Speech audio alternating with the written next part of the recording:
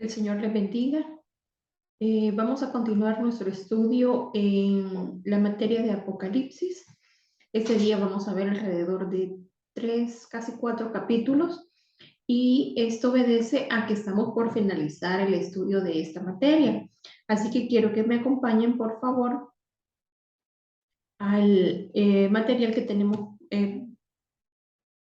preparado para este día. Empezamos nosotros el capítulo 18. ¿De qué nos habla el capítulo 18? Este es básicamente un capítulo en el cual se relata la profecía tocante a la destrucción de una Babilonia literal que estará presente en los postreros días junto al río Éufrates. Es el sitio donde existió la Babilonia de Nabucodonosor. El término Babilonia, como lo hemos dicho en algunas ocasiones, es confusión.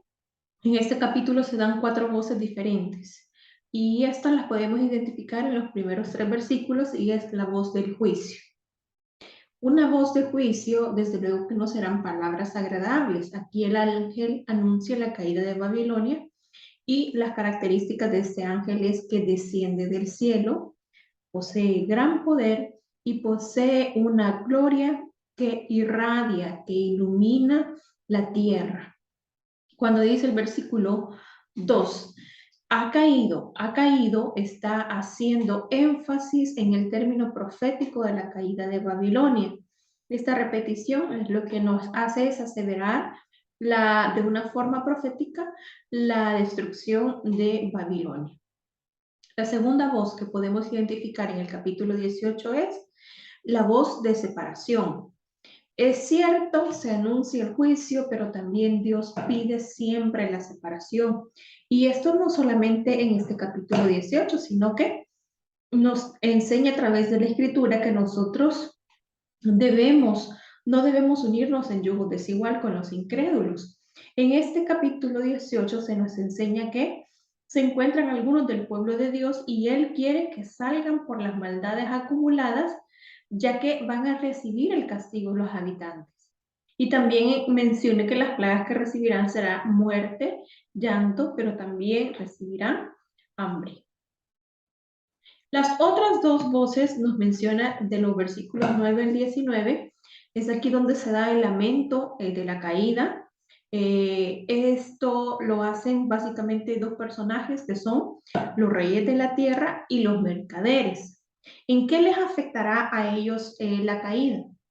Bueno, a los reyes de la tierra y a los mercaderes, pues precisamente por el tráfico comercial que va a detenerse por completo, y esto va a producir una crisis comercial en los 5 continentes, es decir, una crisis mundial. Luego, el cuarto lamento es la voz de regocijo. Ok. ¿Por qué será que ya en este es la voz de regocijo? ¿Será que se deleitan en el castigo que estarán recibiendo? De ninguna manera. Aquí el regocijo es en la contraparte. La razón es porque Dios ha vengado la sangre de los mártires. Esta ciudad ha sido instrumento en manos de Satanás para perseguir y matar a los siervos de Dios. Entonces, cuando se ejecuta la justicia, hay una voz de regocijo por la venganza de la sangre de los mártires de esa ciudad. Y si nosotros quisiéramos hacer un comparativo de los capítulos 17 y los capítulos 18, podemos identificar en el capítulo 17 el objeto de destrucción es Babilonia la Grande, la gran ciudad. En el versículo 10, en el capítulo 18:10 se menciona la gran ciudad de Babilonia. Los instrumentos que se utilizan en este juicio: los 10 cuernos que viste y la bestia. En el capítulo 18 no se menciona. ¿Cuál es el medio de destrucción? La van a quemar con fuego. Y también se repite en el capítulo 18 que será quemada con fuego. ¿Cuál es la procedencia de la destrucción? Porque Dios ha puesto en sus corazones el ejecutar lo que Él quiso. Y el capítulo 18 dice, porque poderoso es Dios, el Señor, que la juzga. Para que nosotros podamos identificar con relación al juicio de Babilonia el objeto de destrucción, el instrumento, el medio que utiliza y la procedencia. Luego, pasando al capítulo 19, vamos a encontrar que este capítulo inicia con una alabanza a Dios por haber juzgado a Babilonia, es decir, una victoria, una alegría por parte del pueblo, porque hace mención y seguidamente hay una expresión de júbilo por las bodas del Cordero. Aquí todos los santos se regocijan porque ha llegado el día de la presentación de la esposa del Cordero a la iglesia. De la misma forma como en nuestro medio el ministro hace presentación del nuevo matrimonio, esto será de la misma manera. Y podemos identificar en los primeros 10 versículos un himno de gozo en el cielo. ¿Esto a qué se debe? Bueno, una gran multitud celestial proclama 4 veces aleluya. Y la palabra aleluya significa alabad a Jehová. Y es una palabra muy usual en el Antiguo Testamento. ¿Cuál será el motivo de regocijo en los cielos? Bueno, una de las razones es porque el pecado ha sido juzgado. Babilonia era la fuente de todo engaño y confusión religiosa, causando la muerte de multitudes de los santos. Otra de las razones es por qué se regocijan los cielos, es porque Dios reina. Y esto es, a pesar que nosotros no podamos ver el poderío, el reino de Dios que se ha establecido en nuestro lugar de habitación, en la colonia, en el país donde nosotros estemos viviendo, eso no significa que Dios no reina. Hay un momento en el cual Dios traerá juicio a las naciones.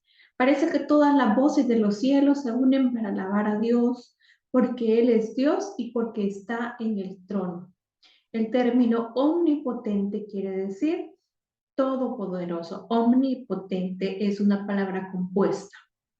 Número 3. ¿Por qué se regocijan los cielos? Porque ha llegado las bodas del Cordero. Es decir, la máxima expresión, el máximo galardón al cual nosotros en algún momento pudiéramos aspirar es que se llegue a la boda del Cordero.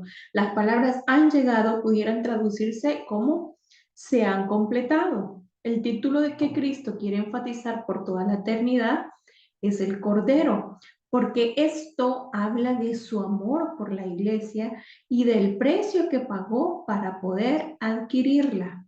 Es decir, el término cordero es muy usual porque nos habla del amor que le tiene a usted y a mí el Señor y el precio que pagó por adquirirla. Recordemos nosotros que en el sistema de sacrificios del Antiguo Testamento se ofrecían por los pecados del pueblo de acuerdo a la condición económica de las personas, así se ofrecían animales, se ofrecían ofrendas. Entonces, el término cordero es como la ofrenda misma que se dio, que da Dios por sí para que usted y yo nosotros podamos ser salvos y podamos tener el perdón de pecados a través de la redención de su sangre. Luego en los versículos 11 al 16 nos hablan acerca de los ejércitos de Jesucristo desde el cielo.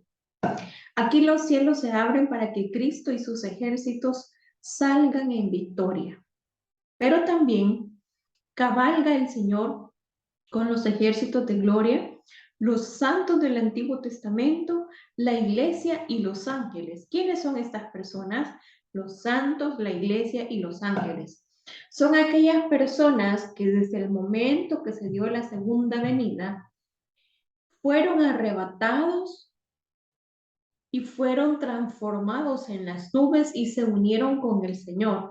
Los santos del Antiguo Testamento, la iglesia y los ángeles ya vienen, ya descienden, y aquí dice, aquí el Señor cabalga con los ejércitos de gloria, los santos del Antiguo Testamento, la iglesia y los ángeles. El anuncio del juicio sobre la tierra. Ahora, en los versículos 17 al 21, el ángel anuncia que los ejércitos de la tierra perderán la batalla. Su mensaje va dirigido a todas las aves que vuelan en medio del cielo. Las aves son invitadas a participar de la gran cena de Dios.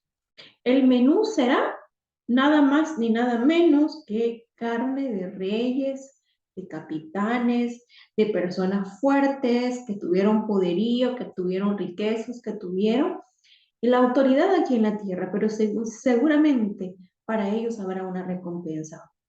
Capitanes fuertes, caballos, jinetes, libres, esclavos, pequeños y grandes. El ángel está anunciando que los ejércitos de la tierra perderán la batalla. Su mensaje va dirigido a todas las aves que vuelan en medio del cielo. Esas aves son invitadas a participar en la cena que Dios ha preparado, que es la carne de todas estas personas. Y es aquí donde el anticristo congregará a sus ejércitos con el fin de hacer frente al Mesías Rey e impedir una vez más que establezca su reino sobre la tierra. El objetivo principal de la bestia es destruir al que cabalga el caballo blanco. Esto es a nuestro Mesías y Rey. ¿Cuáles son los ejércitos reunidos contra Cristo? Bueno, si nosotros recordamos un poco la historia, son los ejércitos de la Federación de 10 Reinos de Europa, así como las fuerzas de los reyes de Oriente, Egipto y Rusia.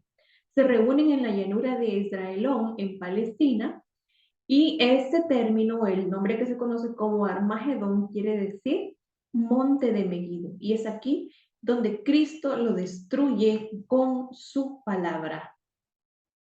El Apocalipsis 20 nos habla y menciona algunos detalles. Él recibe una serie de visiones. Estas siguen un progreso en el desarrollo de los acontecimientos. Y estos son la segunda venida, luego la invitación angelical a las aves del cielo a comer las carnes de los jinetes y sus caballos. Número 3, la visión de la bestia y sus ejércitos preparados para hacer la guerra al Mesías y la derrota de la bestia. La número 4 es la visión del encadenamiento de Satanás. Satanás va a ser atado durante 1000 años. La visión de los tronos de juicio y del reinado de los santos. Aquí vemos también, para ese reino milenial se va a requerir tronos de juicio y también van a ser puestos por gobernadores, personas también que conforme a las obras hayan trabajado en la tierra. La visión del gran trono blanco y la visión de la resurrección para condenación, o lo que se conoce como la segunda resurrección. Antes del milenio. La batalla del Armagedón ya ha terminado, ahora viene Cristo y prende a la antigua serpiente, Satanás, y la arroja al abismo. Después que se arroja Satanás al abismo, hay una resurrección de los santos de la tribulación que dieron sus vidas en servicio fiel a Cristo. Esto se conoce como la primera resurrección. Se extiende desde el rapto de la iglesia hasta la resurrección de los santos, descrita en Apocalipsis 24.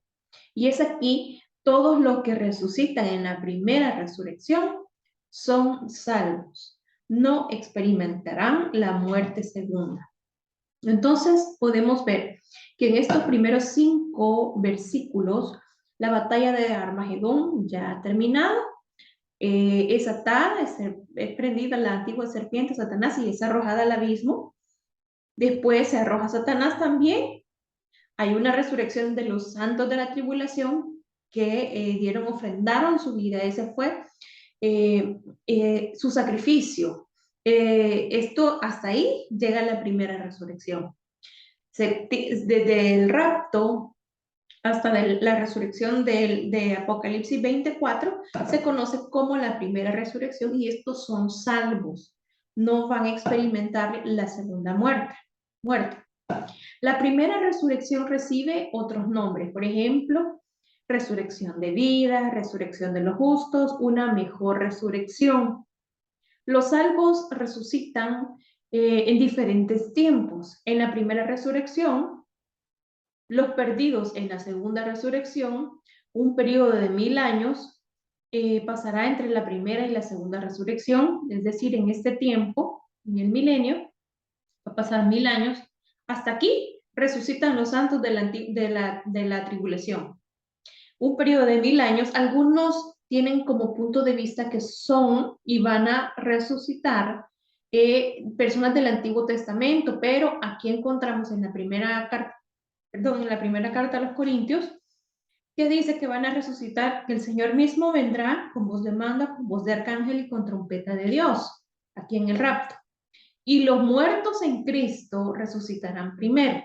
Luego nosotros, los que vivimos, los que hayamos quedado, seremos arrebatados juntamente con ellos.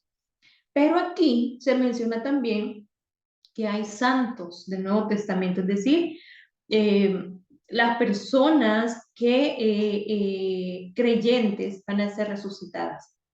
Luego vas a la tribulación y aquí hay una ofrenda para poder ser salvos, es decir, tienen que ser decapitados.